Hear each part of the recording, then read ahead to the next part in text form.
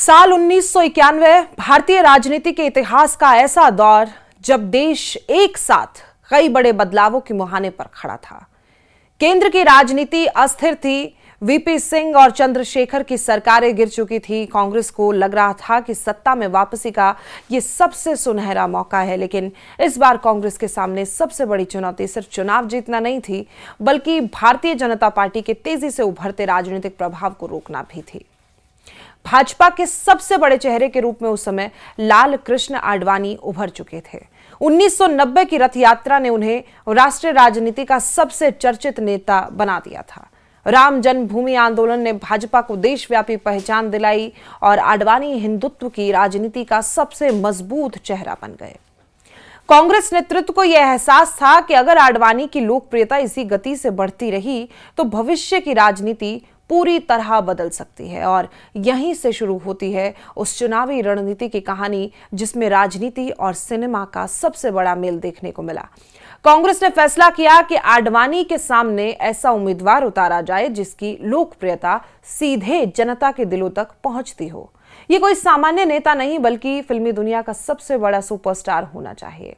1984 का सफल प्रयोग। इस रणनीति की जड़ें 7 साल पीछे यानी कि 1984 में मिलती हैं। इंदिरा गांधी की हत्या के बाद हुए लोकसभा चुनाव में राजीव गांधी ने अपने बेहद करीबी मित्र अमिताभ बच्चन को इलाहाबाद से चुनाव मैदान में उतारा था। उस समय अमिताभ बच्चन देश के सबसे बड़े फिल्म स्टार थे। उन्होंने दिग्गज नेता हेमवती नंदन बहुगुणा को भारी मतों से हराकर इतिहास रच दिया। इस जीत ने कांग्रेस को यह भरोसा दिलाया कि फिल्मों की लोकप्रियता को चुनावी सफलता में बदला जा सकता है। हालांकि बाद में बोफोर्स विवाद के दौरान अमिताभ बच्चन का नाम लगातार चर्चा में आया। आरोप सिद्ध नहीं हुए, लेकिन लगातार राजनीतिक विवादों के बीच उन्होंने 1987 में सांसद पद से इस्तीफा दे दिया और सक्रिय राजनीति से वो दूर हो गए थे। उन्होंने दूरी बना ली थी। कांग्रेस नेतृत्व खासकर राजीव गांधी से निजी तौर पर भी एक झटका मानते थे। 1991 आते आते कांग्रेस को लगा कि अब उसे अमिताभ बच्चन की जगह किसी नए सुपरस्टार की जरूरत है। देखिए, उसके बाद किसे चुना गया? राजेश खन्ना। और उनका नाम ही क्यों सामने है उसके बारे में बताते हैं। उस दौर में राजेश खन्ना भले ही फिल्मों में पहले जैसे सफलता नहीं पा रहे थे, लेकिन उनकी लोकप्रियता आज भी उतनी ही अद्भुत है और पहले भी थी। वो भारतीय सिनेमा के पहले सुपरस्टार कहलाते थे और 1969 से 1973 के बीच उन्होंने लगातार 15 से ज्यादा सुपरहिट फिल्में दी थी, जो आज भी रिकॉर्ड मानी जाती हैं। देश भर में उनकी लोकप्रियता ऐसी थी कि लड़कियां उनके नाम से खत लिखती थी, उनके फोटो से शादी करती थी और उनके बंगले के बाहर घंटों इंतजार करती थी। हालांकि 1980 के दशक के अंत तक उनका फिल्मी करियर ढलान पर आ गया था, ढलना शुरू हो गया था। तो ऐसे में कांग्रेस को लगा कि यही समय है जब राजनीति उन्हें नया मंच दे सकती है। राजेश खन्ना कांग्रेस को नई दिल्ली में बड़ा चेहरा दे सकते हैं। राजीव गांधी की ये रणनीति काफी काम आई और राजीव गांधी ने अपने भरोसेमंद सहयोगी आर.के. धवन के जरिए राजेश खन्ना से संपर्क कराया। शुरुआत में राजेश खन्ना महाराष्ट्र की ठाणे सीट से चुनाव लड़ना चाहते थे, लेकिन कांग्रेस की रणनीति कुछ और थी। नई दिल्ली सीट सिर्फ एक संसदीय क्षेत्र नहीं था और ये देश की राजनीतिक राजधानी थी। यहां से जीतने वाला उम्मीदवार राष्ट्रीय संदेश देता था और इसी सीट पर लाल कृष्ण आडवाणी हार जाते तो उसका राजनीतिक और मनोवैज्ञानिक असर पूरे देश में पड़ता। इसलिए कांग्रेस ने राजेश खन्ना को नई दिल्ली भेजने का फैसला किया। राजेश खन्ना ने भी ये चुनौती स्वीकार कर ली। आखिर नई दिल्ली सीट इतनी महत्वपूर्ण क्यों थी उस समय?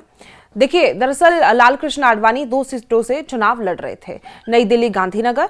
कांग्रेस जानती थी कि आडवाणी शायद दोनों सीटों से जीत जाएं, लेकिन अगर नई दिल्ली जैसी प्रतिष्ठित सीट पर वो हार जाते तो उनकी राष्ट्रीय छवि को बड़ा झटका लगता। नई दिल्ली की हार भाजपा की नैतिक हार के रूप में देखी जाती, यानी कि कांग्रेस का लक्ष्य सिर्फ सीट जीतना नहीं था, वो भाजपा के सबसे बड़े चेहरे की राजनीतिक चमक कम करना चाहते थे। चुनाव प्रचार स्टार बनाम स्टार। 1991 का चुनाव प्रचार असाधारण था।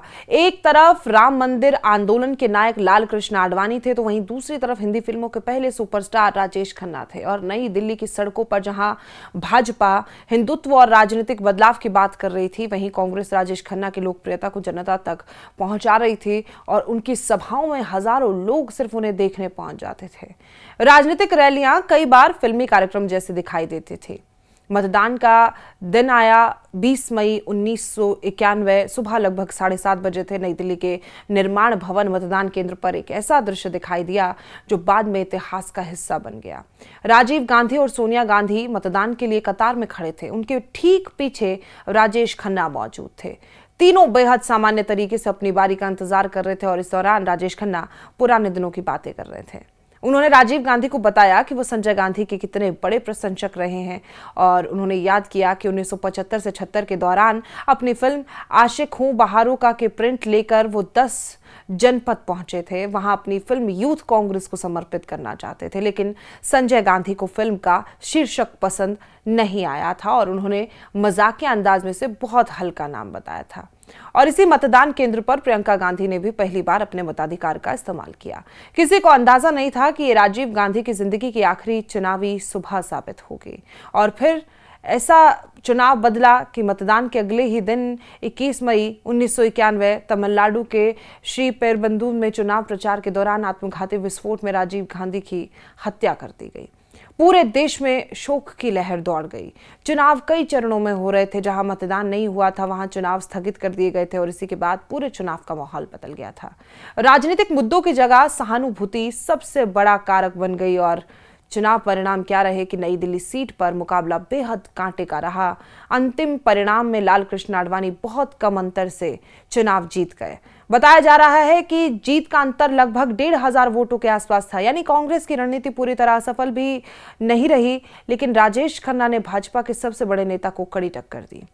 बाद में जब आडवाणी ने गांधीनगर सीट अपने पास रखी और नई दिल्ली सीट छोड़ दी, तब यहां उपचुनाव हुआ और 1992 के उपचुनाव में राजेश खन्ना ने भाजपा के शत्रुघ्न सिन्हा को हराकर लोकसभा पहुंचने में सफलता हासिल की। यानी जिस नेता को कांग्रेस 1991 में संसद भेजना चाहती थी, वो 1 साल बाद सांसद ही बन गया। इस चुनाव का भारतीय राजनीति पर क्या असर पड़ा? देखिए, 1991 का चुनाव सिर्फ सरकार बदलने वाला चुनाव नहीं था। यहीं से भारतीय राजनीति कई नई दिशाओं में बढ़ी। एक तरफ कांग्रेस सत्ता में लौटी, दूसरी तरफ भाजपा का विस्तार भी लगातार जारी रहा। राम मंदिर आंदोलन राष्ट्रीय राजनीति का स्थायी मुद्दा बन गया। आर्थिक संकट के कारण नई सरकार ने उदारीकरण की शुरुआत की और पीवी नरसिम्हा राव प्रधानमंत्री बने और डॉक्टर मनमोहन सिंह ने आर्थिक सुधार लागू किए। यानी इसी चुनाव ने भारत की आर्थिक और राजनीतिक दोनों दिशाएं बदल दी थी। राजनीति और फिल्मी दुनिया का रिश्ता ऐसा रहा कि भारतीय राजनीति में फिल्मी सितारों की एंट्री नई बात नहीं थी, लेकिन 1991 का चुनाव इसलिए अलग हो गया था क्योंकि यहां किसी अभिनेता को सिर्फ लोकप्रिय चेहरा नहीं बल्कि एक बड़े रणनीतिक हथियार के रूप में इस्तेमाल किया गया। वहीं कांग्रेस मानती थी कि जिस तरह अमिताभ बच्चन ने 1984 में इतिहास बनाया था, उसी तरह राजेश खन्ना भी भाजपा के सबसे बड़े नेता को रोक सकते हैं। हालांकि ये दाव पूरी तरह सफल नहीं हुआ, लेकिन इससे ये जरूर साबित किया कि सिनेमा और राजनीति का रिश्ता भारतीय लोकतंत्र में कितना गहरा हो चुका है। ऐसे में सबसे बड़ा सवाल यही कि 1991 का चुनाव आज भी कई सवाल छोड़ जाता है। क्या अगर राजीव गांधी की हत्या नहीं होती तो चुनाव परिणाम अलग होते? क्या राजेश खन्ना आडवाणी को हरा सकते थे? क्या कांग्रेस की ये रणनीति भाजपा के उभार को रोक सकती थी? इन सवालों के जवाब शायद इतिहास के पास भी नहीं है, लेकिन इतना जरूर है कि नई दिल्ली का वो चुनाव भारतीय लोकतंत्र के सबसे दिलचस्प मुकाबलों में हमेशा याद रखा जाएगा। एक तरफ हिंदुत्व आंदोलन का सबसे बड़ा चेहरा लालकृष्ण आडवाणी था और वहीं दूसरी तरफ हिंदी सिनेमा का पहला सुपरस्टार राजेश खन्ना। बीच में थे राजीव गांधी, जो एक ऐसी राजनीतिक बाजी खेल रहे थे जिसका उद्देश्य सिर्फ एक सीट जीतना नहीं था बल्कि बदलते राजनीतिक समीकरणों को रोकना था। और यही वजह है कि 1991 का ये चुनाव सिर्फ एक संसदीय मुकाबला नहीं बल्कि भारतीय राजनीति, सिनेमा और इतिहास के संगम का ऐसा अध्याय था जिसकी गूंज आज भी सुनाई देती है।